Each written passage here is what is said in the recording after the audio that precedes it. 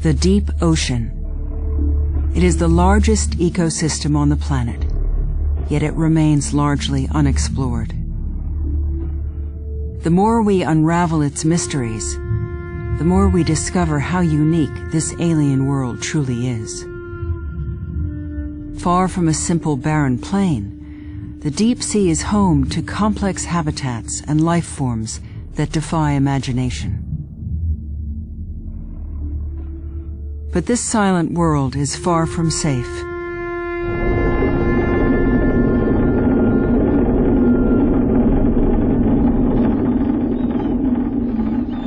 Having depleted fish stocks in shallow waters, industrial fishing fleets are now extending their nets into the deep.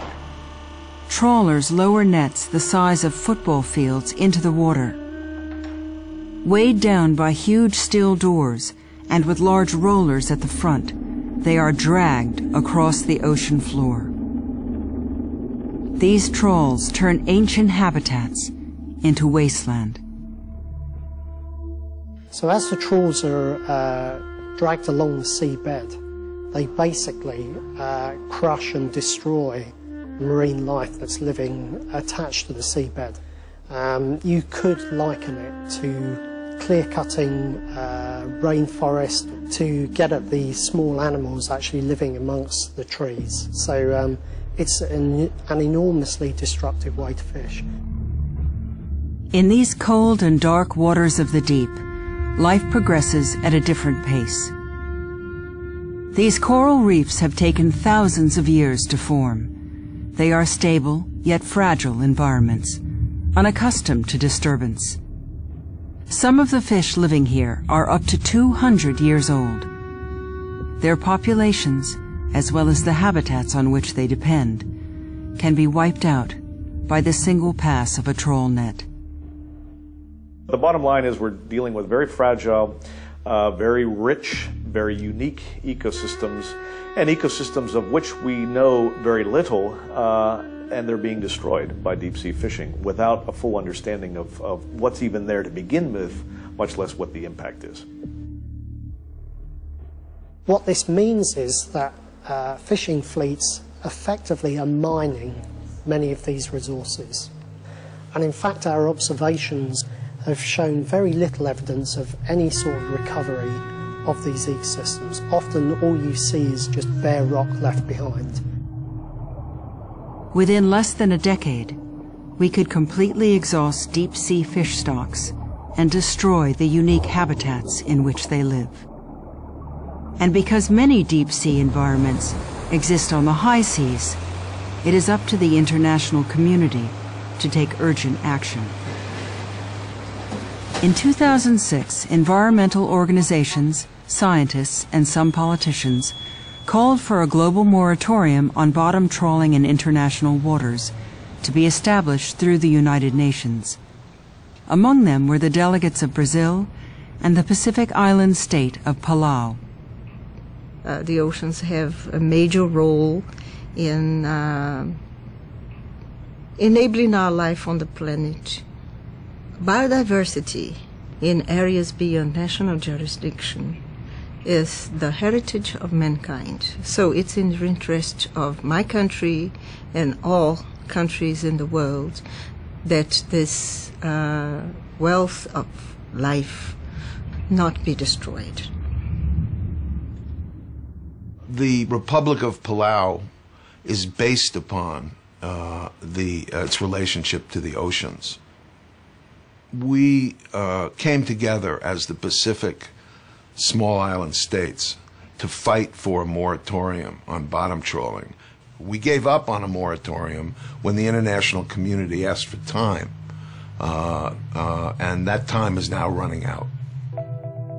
As a compromise to the proposed moratorium, the United Nations General Assembly adopted a resolution which included a range of measures to protect deep-sea habitats from the impacts of trawling. Briefly, there are 4 components to the GA resolution. One is that states will conduct environmental impact assessments of bottom fisheries on the high seas.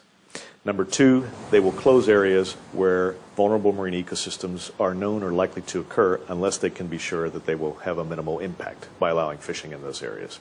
Number three, they will ensure the long-term sustainability of deep-sea fish stocks. And number four, when all else fails, they will establish a move-on rule. This is a rule that will basically require vessels to move out of an area where they accidentally or incidentally bring up corals or sponges or other types of deep-sea vulnerable habitat-forming species in the nets or on the fishing gear. On paper, Resolution 61105 seemed to provide good news for deep-sea protection, and some progress has indeed been made since its conception. But overall, the implementation of the new regulations has fallen well short of the resolution's promises. In some areas, the destruction continues unabated, while the clock is ticking down on the priceless biodiversity of the deep sea. Well, the obvious implications of the slow progress in the implementation of the resolution to date, and again, no progress in some areas, is that deep sea ecosystems continue to be destroyed by bottom fishing on the high seas. And that has to stop. The economic dimension of the problem is not huge. This can be dealt with.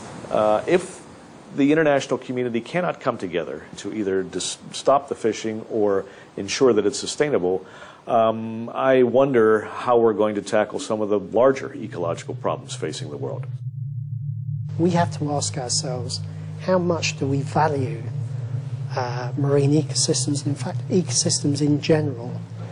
So seeing this procrastination, if you like, or the very slow progress of implementation of this UN resolution is not only very frustrating, but it's also very worrying in a much broader context. I think what's going to be needed to protect vulnerable areas in the high seas is a moratorium on bottom trawling. It doesn't matter if you're landlocked, and it doesn't matter if you're not a coastal state, and it doesn't matter if you're not fishing. You know, what matters is we all have the same obligation. There are 192 countries, and every country has the same duty to future generations to protect these areas. Once they're gone, they won't be there anymore.